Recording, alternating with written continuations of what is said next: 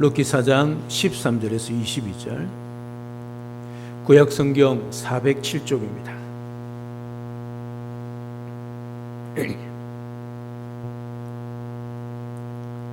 하나님께서 우리에게 주시는 말씀을 제가 봉독해 드립니다. 이에 보아스가 룻을 맞이하여 아내로 삼고 그에게 들어갔더니 여호와께서 그에게 임신하게 하심으로 그가 아들을 낳은지라. 여인들이 나오미에게 이르되 찬송할지로다. 여호와께서 오늘 내게 기업 물을 자가 없게 하지 아니하셨도다. 이 아이의 이름이 이스라엘 중에 유명하게 되기를 원하노라. 이는 내 생명의 회복자이며 내 노년의 복량자라. 곧 너를 사랑하며 7 아들보다 귀한 내 며느리가 낳은 자로다 하니라.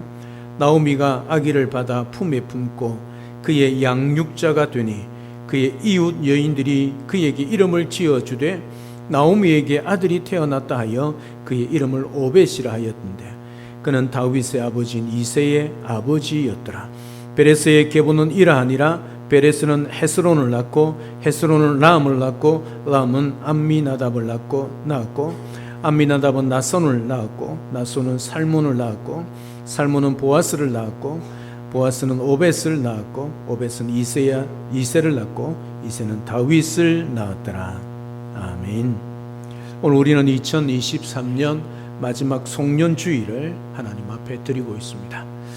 오늘 예배를 드리는 우리 모두가 마지막 마무리를 잘할 수 있는 그런 지혜로운 믿음의 사람들 되면 좋겠습니다. 그럼 우리 모든 성도님들 되시기를 주님의 이름으로 축복합니다. 이스라엘의 역사 가운데 사사시대가 있었습니다.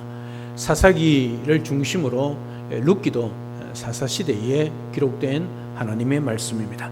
그 사사시대에는 사회적으로나 국가적으로나 종교적으로나 모든 분에 있어서 어둡고 혼란한 혼탁한 시대였습니다. 그야말로 암흑기였습니다.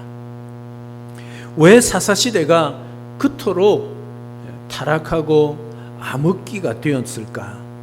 사사기 21장 가운데 4번이나 반복해서 기록하는 말씀이 있습니다. 그 말씀이 사사기를 통하여서 그 시대가 암흑기였다는 것을 우리에게 말씀해 주고 있습니다. 그때에 이스라엘에 왕이 없었으므로 사람마다 자기 소견에 옳은 대로 행하였더라. 다시 말하면 자기 소견에 옳은 대로 행했다. 이 말은 뭐합니까? 자기가 생각하는 것이 곧 법이었다는 거죠. 무슨 말입니까? 한마디로 자기 마음대로 자기 중심으로 살았다는 거죠. 여러분, 신앙생활은 어떻게 해야 합니까? 하나님 중심으로 해야지요. 이스라엘 백성들이 하나님을 왕으로 삼고 하나님 중심으로 살아야 함에도 불구하고 그들은 그리하지 못했다는 거지요. 하나님 중심이 아니라 자기 중심의 삶을 살았기 때문에 암흑기였다. 그렇게 말을 하고 있습니다. 오늘 우리가 읽은 룻기는 바로 이 사사시대를 배경으로 하고 있습니다. 룻기 1장 1절에 보면 사사들이 치리하던 때에 그렇게 말씀하고 있기 때문이죠. 그런 어려운 사사시대에 참으로 영적으로 뿐만 아니라 나라적으로도 사회적으로 종교적으로 암흑기였는데 또 그 땅에 흉년이 들었습니다. 참 아이러니하지요. 하나님의 백성들이 살아가는 하나님의 나라 땅에도 흉년이 든다는 것을 분명히 말씀하고 있는 것입니다. 그 땅 가운데 베들레헴이 있었습니다. 여러분, 베들레헴이 우리가 무슨 뜻인가 아시지요? 우리 대강절에 이 말씀을 우리가 한번 들었지 않습니까? 베들레헴이 떡집이라고 그랬지 않습니까? 떡집은 뭡니까? 떡이 있는 집은 항상 풍성함을 의미하지 않습니까? 그런 베들레헴에도 흉년이 들었다는 것을 말씀해 주고 있습니다. 그 베들레헴에 살고 있던 엘리멜렉과 나오미 가정이 흉년이 들어서 그 베들레헴을 떠나서 어디로 가고 있느냐 하면 이방 땅 모압으로 내려갑니다. 그 모압에서 가서 살게 되지요. 그래서 그 땅에서 사는데 엘리멜렉이 그 땅에서 죽어버립니다. 나오미의 남편이죠. 여러분, 이방 땅에 가서 남편이 죽었다. 그러면 그 나오미 아내 되는 나오미가 얼마나 마음이 무겁고 책임감이 강하겠습니까? 그런데 그에게 두 아들이 있었습니다. 두 아들을 모압 여인과 오르바와 그리고 룻에게 장가를 보냈습니다. 그래서 이제 나오미가 두 아들을 의지하며 두 아들을 통해서 그의 마음을 위로받기를 원했지요. 그런데 그 두 아들이 그 땅에서 또 아버지를 따라 죽었습니다. 그러니까 이제 그 가정에, 나오미 가정에 과부 3명만 남게 되죠. 절망 아닙니까? 룻기는 그 사사시대란 그 암울한 시대를 이야기하면서 그 땅에 흉년이 들은 그 이야기를 시작하는데, 한 가정을 통해서 영적으로 얼마나 이스라엘이 타락하고 어려움을 겪고 있는가를 보여주고 있습니다. 엘리멜렉이 모압으로 내려갔다, 그렇게 성경은 기록하고 있습니다. 내려갔다는 말은 그냥 단순히 지리적으로 이동했다는 뜻도 있지만 영적으로 타락했다는 뜻이죠. 그런 가정에 정말 힘들고 어려운데 남편이 죽고 두 아들을 의지했는데 의지하는 그 두 아들마저 죽었습니다. 이제 소망이 없는 것 같이 보이지요. 그런데 나오미에게 베들레헴에 다시 하나님이 은혜를 베풀었다는 소식을 듣게 된 것이죠. 그래서 모압의 모든 것을 다 청산하고 이제 나오미는 고향으로 돌아가려고 합니다. 그래서 두 며느리를 불러서, 아들이 없지 않습니까? 그래서 두 며느리를 불러서 이제 너희들도 나를 따라가면 소망이 없다, 그러니까 너희 고향으로 집으로 돌아가라, 그렇게 이야기했습니다. 오르바는 그 시어머니의 권면에 집으로 돌아갑니다. 그러나 룻은 그리하지 않지요. 룻은 그의 어머니를 따라, 시어머니를 따라 고향으로 함께 오는 것을 보게 되어집니다. 자, 고향으로 돌아옵니다. 나갈 때는요, 풍족하게 들고 나갔습니다. 근데 들어올 때는 빈털털이었습니다.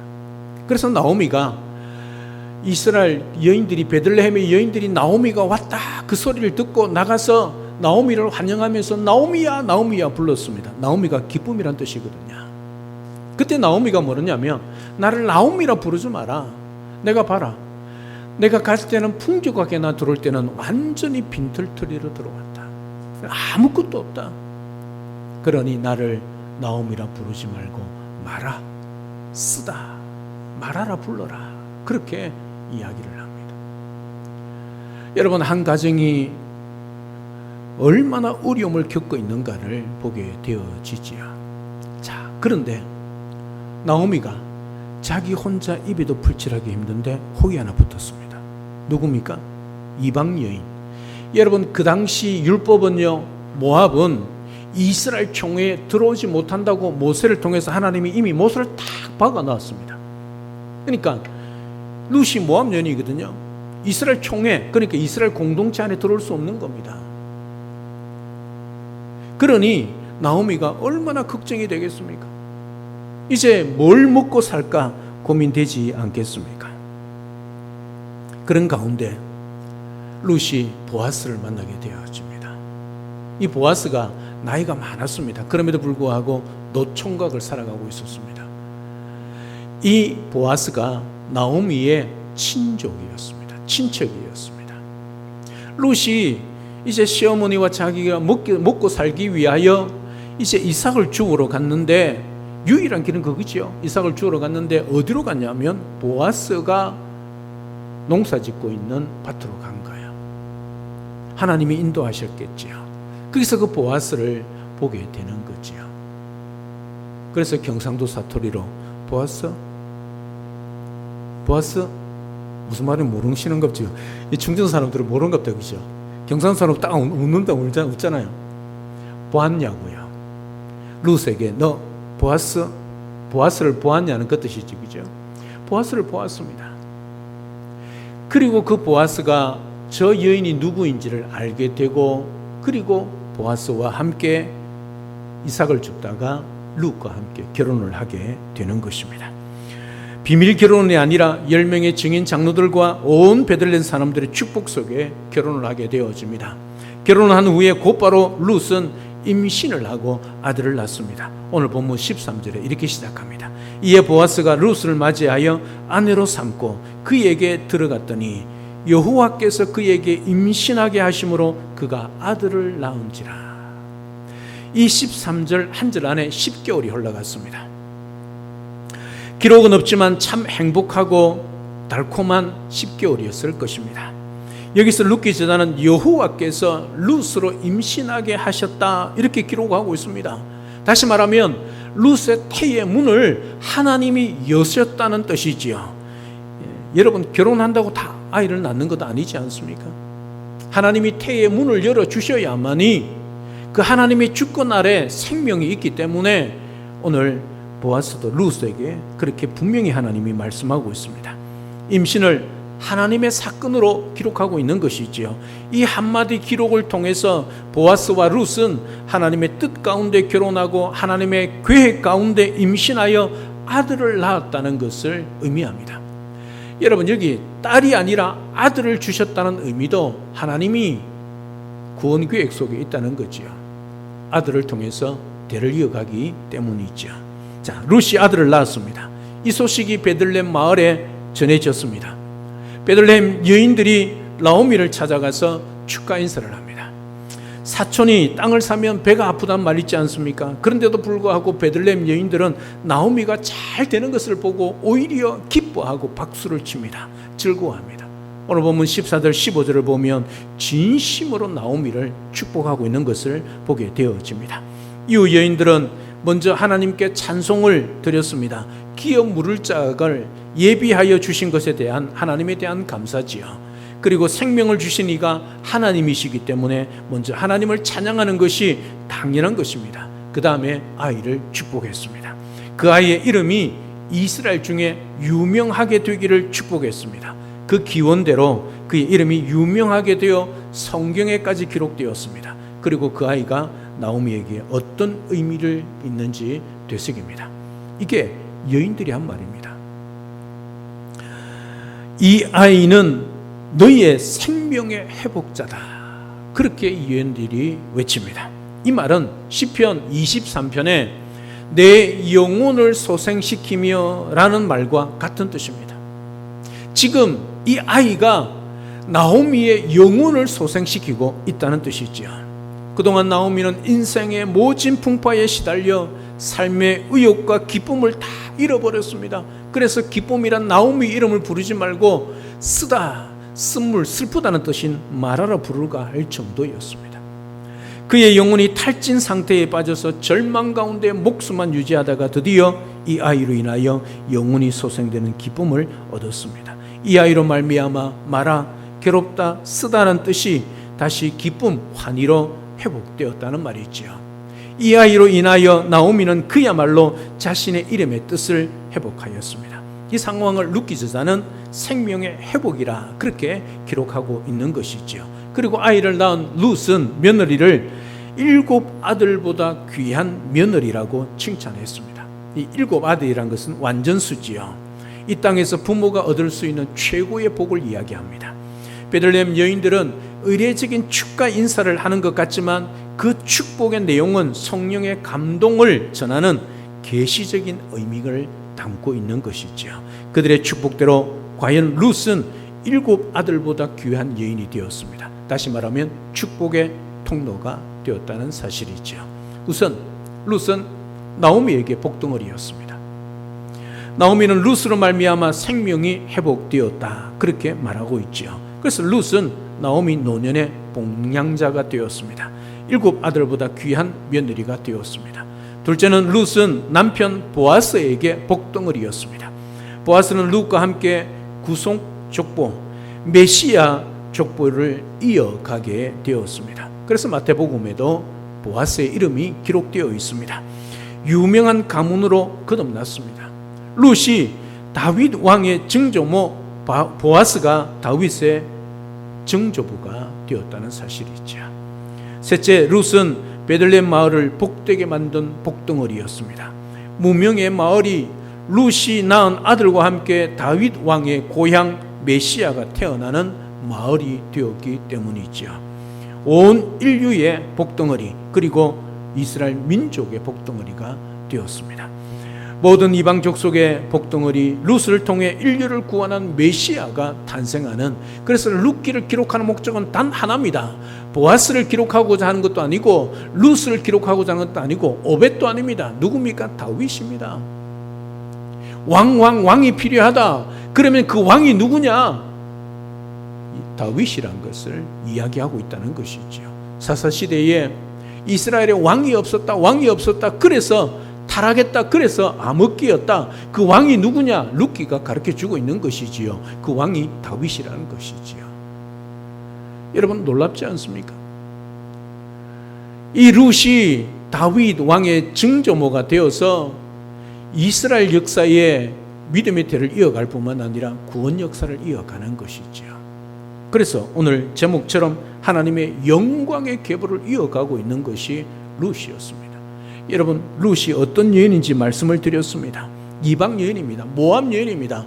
모압 여인은 율법에 딱 못을 박아 놨습니다. 이스라엘 공동체 안에 들어올 수 없다고 말입니다. 그럼에도 불구하고 그 룻을 통하여 하나님의 구원 역사, 영광스러운 하나님의 계보를 이어가고 있다는 사실이죠.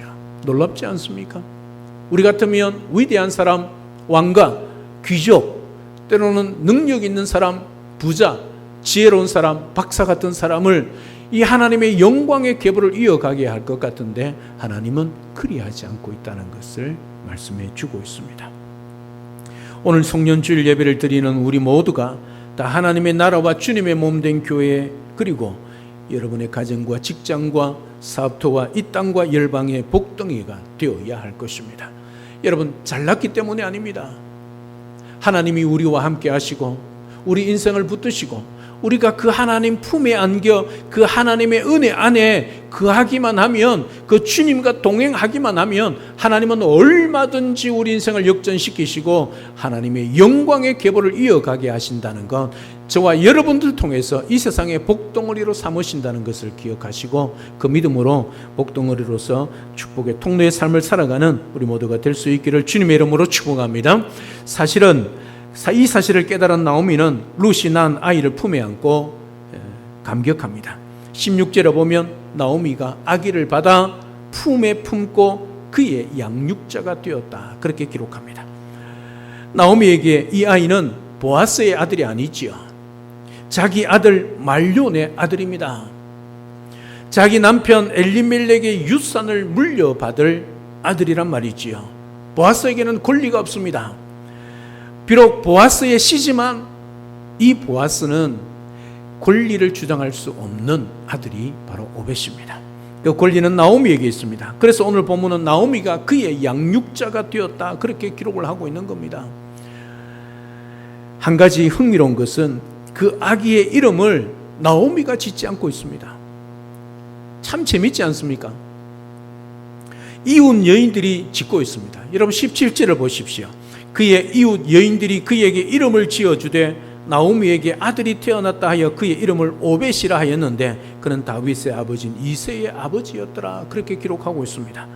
일반적으로 아이의 이름을 지을 때는 그 부모 아니면 집안의 어른들 가운데 그 아이 이름을 짓는 것을 보게 되어집니다. 아니면 학식이 있거나 덕망 있는 사람을 찾아가서 이름을 지어달라고 부탁하지요. 귀한 자식이면 자식일수록 더욱 그렇게 합니다. 안 되면 어떻게 해요? 장명수를 찾아가는 거죠. 그런데 의외로 룻이 낳은 이 아이의 이름은 베들레헴 마을에 여인들이 몰려와서 아이의 이름을 지어줍니다. 섬기는 자란 뜻을 가진 오벳이라고 이름을 지었습니다. 이 아이가 나오미 너의 늙음을 섬겨줄 것이다, 하나님을 섬기는 아이가 될 것이다, 오고 오는 세대의 인류를 섬기는 아이가 될 것이다 라는 뜻으로 오벳이라 이름을 지어주었습니다. 이것은 이 아이가 베들레헴 모든 사람들의 관심과 사랑의 대상이었다는 것을 보여주고 있는 것이지요. 여러분, 여인들이 찾아와서 찬양하는 것도 그렇고 축복하는 것도 그렇고 아이의 이름을 짓는 것도 모두가 하나님의 섭리와 계획 속에 이루어졌던 사건이란 것을 말씀해 주고 있습니다. 왜 하나님이 개입하시고 왜 하나님이 계획하시고 왜 하나님이 섭리하시겠습니까? 우리의 구원을 이루기 위한 것입니다. 다윗을 이 가문을 통해서 하나님이 세우시기를 원하셨기 때문이지요. 베들레헴의 모든 사람의 아들이란 뜻으로 그렇게 이름을 지어줬습니다. 이 아이가 오벳입니다. 이 아이가 바로 다윗의 할아버지입니다. 조부입니다. 오벳을 통해 하나님은 위대한 역사를 이루어가고 있다는 거지요. 그런데 저자는 이렇게 하면 끝내면 되는데 마지막 오늘 18절부터 22절에 보면 베레스를 시작하는 족보를 기록하고 있습니다. 여러분 베레스가 누군지 아시죠? 베레스가 누굽니까?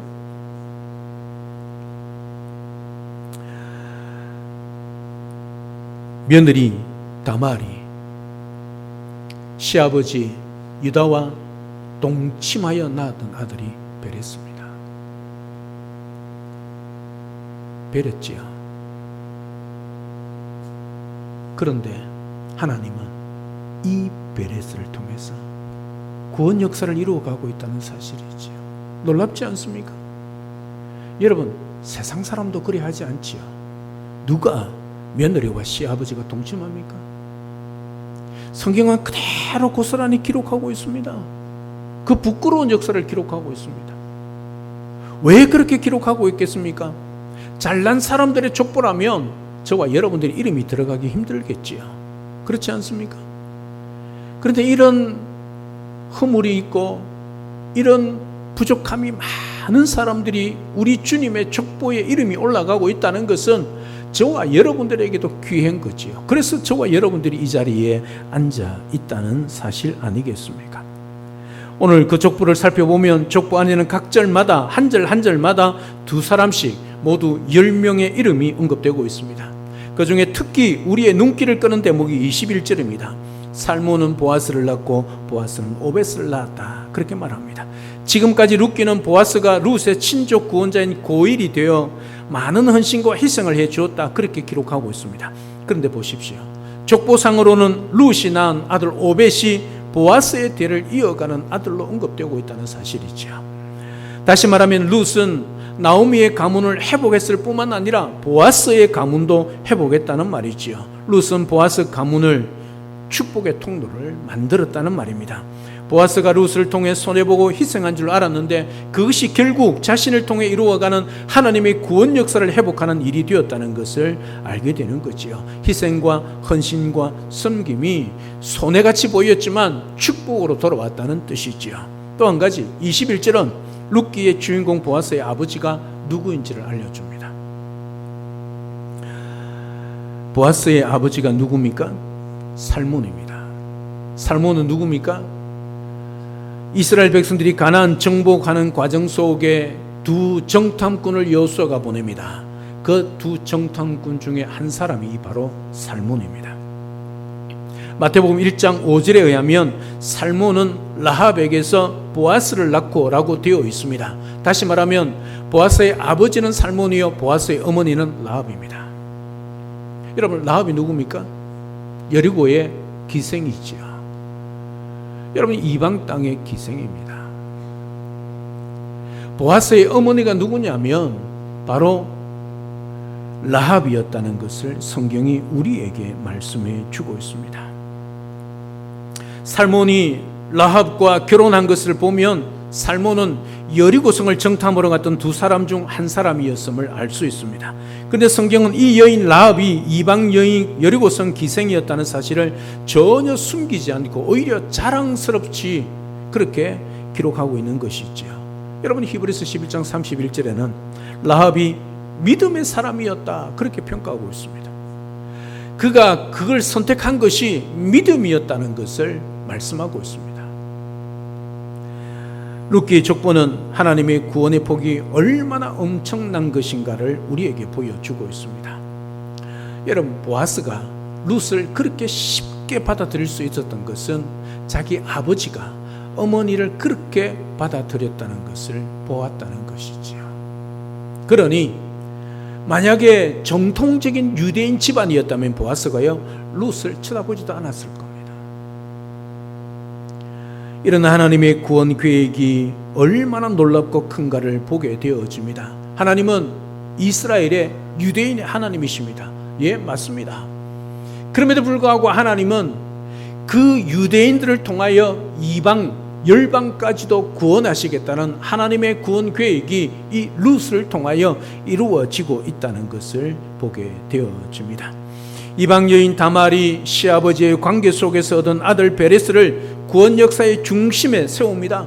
그리고 여리고 가나안 땅의 기생 라합과 살몬이 결혼하여 룻기의 주인공 보아스를 낳습니다.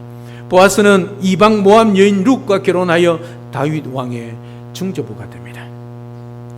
이 부끄러운 가계를 조금도 괴념치 아니하고 당당히 기록하고 있습니다.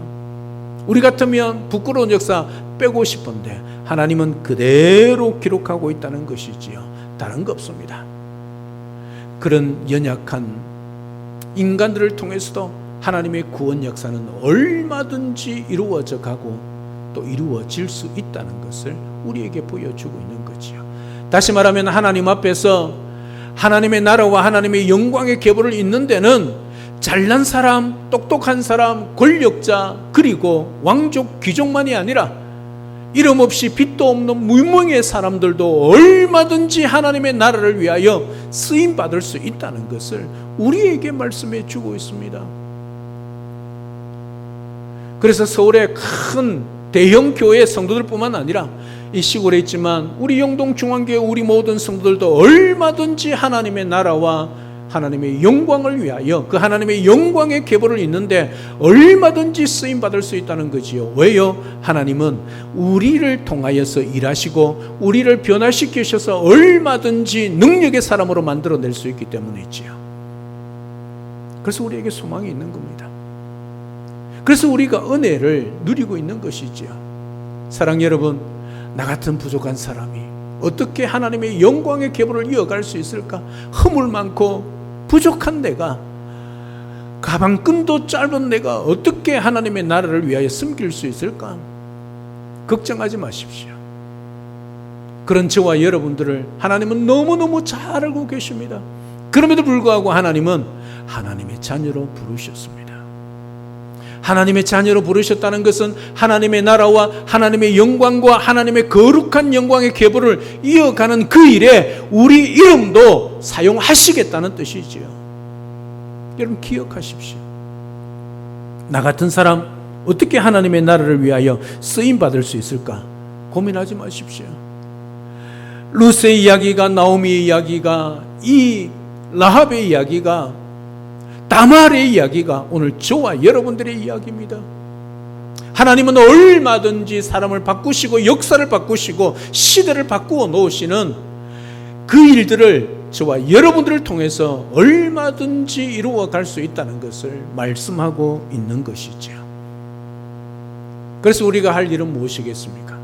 내 모습을 보고, 내 가진 것을 보고, 내 배운 것을 보고 하나님 앞에 서는 것이 아니라 오늘 또 비록 무명의 사람이고 부족하고 연약하지만 그럼에도 불구하고 하나님은 전능하신 하나님이니 나를 들어서 사용하시고 변화시켜 주시고 복덩어리로 축복의 통로로 사용하여 주실 것을 믿고 그 하나님 앞에 서는 것이지요. 그 하나님과 동행하는 것이지요. 그 하나님을 믿고 사는 것이지요. 그러면 하나님은 나 같은 사람을 통해서도 비록 성경은 66권으로 끝이 났지만 하나님의 나라의 생명책에 저와 여러분들의 이름을 기록하시고 하나님의 나라를 위하여 저와 여러분들을 사용하실 것이라는 것이지요.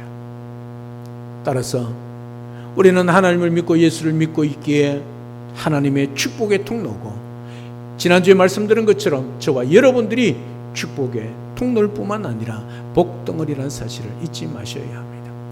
내가 능력이 있어서가 아니라 나를 그렇게 부르신 하나님이 나를 그렇게 사용하시기를 원하고 계시기 때문이지요. 그게 하나님의 자녀의 권세입니다. 기억하십시오. 오늘 내가 이 땅에 살아가는 것은 나 한 사람만을 위한 것이 아니라 이웃과 열방의 축복을 위해서 우리를 세워주셨다는 것을 기억하고 오늘 또 우리 하나님 앞에 믿음으로 서서 한 해를 마무리하고 새해를 맞이할 수 있는, 그래서 하나님의 영광의 계보 구원 역사를 이어가는 우리 모든 성도님들 다 될 수 있기를 우리 주 예수 그리스도 이름으로 축복합니다. 할렐루야. 아멘. 살아계신 하나님, 은혜와 사랑을 진심으로 감사를 드립니다. 오늘 룻을 통하여 하나님의 거룩한 영광의 계보를 이어가는 이 역사를 오늘 우리가 함께 살펴보았습니다. 룻 이방 모압 여인이었습니다. 율법에도 정죄되어 있고 이스라엘 공동체에 들어올 수 없는 여인이었지만 이 룻을 통하여 나오미 가정이 또 보아스가 축복의 통로가 되고 또 놀라운 구원 역사를 이루어가는 영광의 계보를 이어가는 메시아의 가문이 되게 하였습니다. 오늘도 이 사실을 기억하고 나는 룻과 같이 라합과 같이 다말과 같이 부족하고 연약한 인생이지만 그럼에도 불구하고 하나님을 선택하고 믿음으로 살고 하나님과 동행하면 하나님이 우리를 버리지 아니하시고 우리를 역전시키시며 또 우리를 사용하셔서 하나님의 나라의 축복의 통로로 복의 덩어리로 사용하실 뿐만 아니라 하나님의 영광의 계보를 이어가는 그 우리 이름 석자가 하나님의 나라의 생명책에 기록되어 있고 또 그 일들을 이루어 가게 하실 줄 믿고 그 믿음으로 살아가며 또 이 영광스러운 믿음의 계보를 이어가는 우리 모두가 될 수 있도록 축복하여 주시옵소서. 감사를 드리며 예수님의 이름으로 기도드리옵나이다. 아멘.